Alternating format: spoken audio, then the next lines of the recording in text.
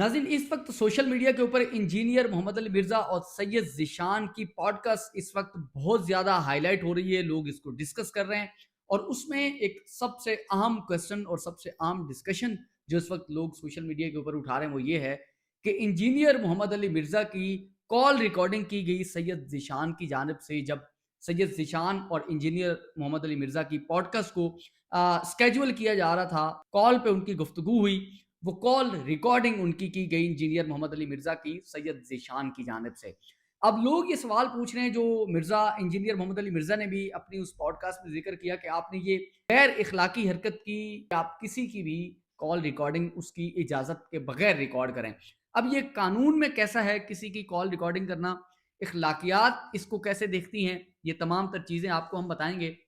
सबसे पहले आप इस कॉन्टेक्स्ट को देखें कि किस कॉन्टेक्स्ट के तहत इस कॉल को रिकॉर्ड किया गया। अब अक्सर औकात ऐसा होता है कि आप किसी को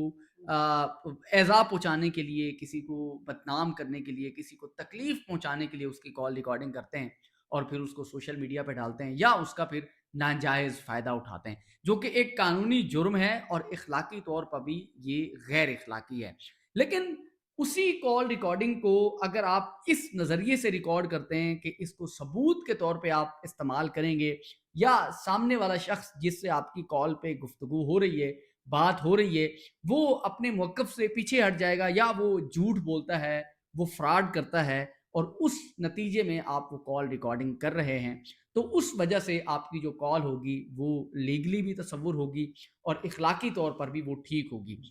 इंजीनियर मोहम्मद अली मिर्ज़ा के केस में क्या हुआ, जब पॉडकास्ट कैजुअल हो रही थी, सैयद ज़ीशान और इंजीनियर मोहम्मद अली मिर्ज़ा के जो मैनेजर हैं उनके दरमियान में जो गुफ्तगू हुई,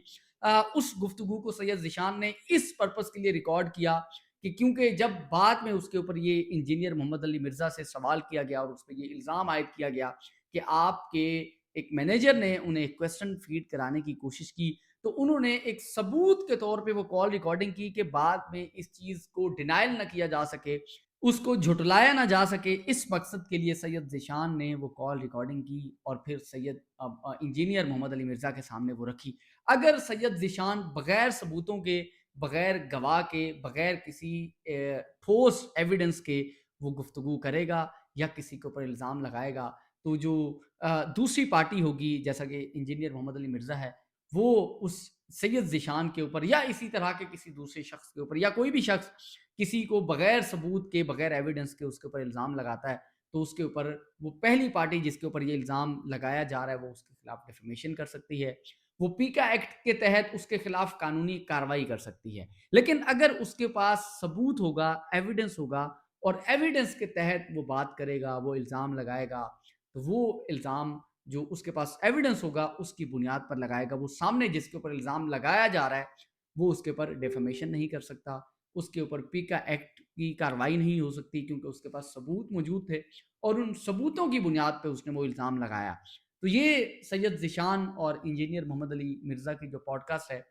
वो इस उसका ये पहलू बहुत ज़्यादा सोशल मीडिया के ऊपर डिस्कस हो रहा है। तो किसी की कॉल रिकॉर्डिंग करना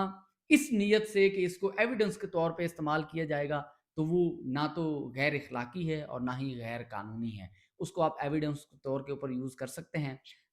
कानून भी इसकी इजाज़त देता है और इखलाकियात भी इसकी इजाज़त देती हैं। लेकिन इस नीयत से किसी की कॉल रिकॉर्डिंग करना कि बाद में इसको आप तकलीफ़ देंगे, उस कॉल रिकॉर्डिंग का गलत इस्तेमाल करेंगे, किसी को ब्लैकमेल करेंगे, तो फिर ये कानूनन भी जुर्म है और फिर ये इखलाकी तौर पर भी ये गैर इखलाकी तस्वुर होगा और इसको गलत नज़र से देखा जाएगा। तो ये 2 पहलू थे कॉल रिकॉर्डिंग के।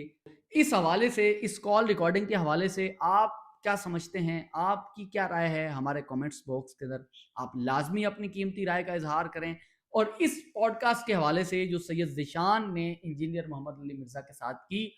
उस पॉडकास्ट को देखने के बाद या उस पॉडकास्ट के हवाले से आपके ज़हन में भी कुछ है, तो वो हमें भी अपनी कीमती राय से ज़रूर आगाह करें। पाकिस्तान ज़िंदाबाद।